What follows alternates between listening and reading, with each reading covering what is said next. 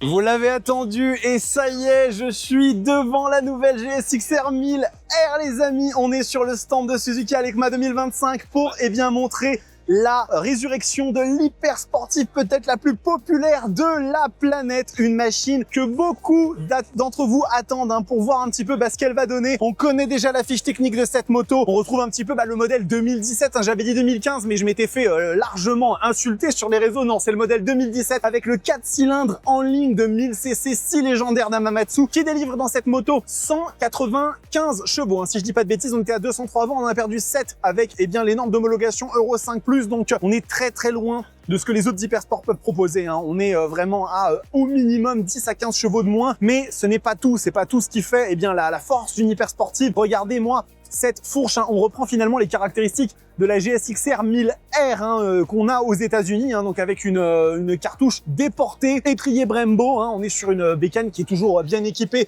avec les petits ailerons en carbone qui sont cadeaux en France. Attention, quelque chose de très important à remarquer. Et du coup, on est sur un tableau de bord par contre qui est full LCD, ça, gros carton rouge pour Suzuki. Je sais que sur une hypersport, c'est peut-être pas le tableau de bord qu'on regarde le plus, mais pour moi, c'est hyper important pour des machines qui se veulent être les fleurons absolus d'une gamme et d'une marque. Donc vraiment, c'est quelque chose qui est ultra important. Toujours est-il que cette moto, elle arrive normalement à l'été 2026. On attend avec impatience son prix, qui risque bien évidemment d'être déterminant dans le succès grand public de la moto. Par contre, les fans l'ont déjà commandé. Vous avez ici le deuxième coloris et aussi au fond le Yellow Blue. Les trois machines sont très belles. Ça, il y a rien à dire. Ça reste une des hypersports avec, je trouve, pour moi, l'esthétique la plus réussie. Mais maintenant, on verra bien comment ça fonctionne pour la suite. Et on va bien évidemment enchaîner avec la visite de l'EICMA 2025 sur le stand Suzuki.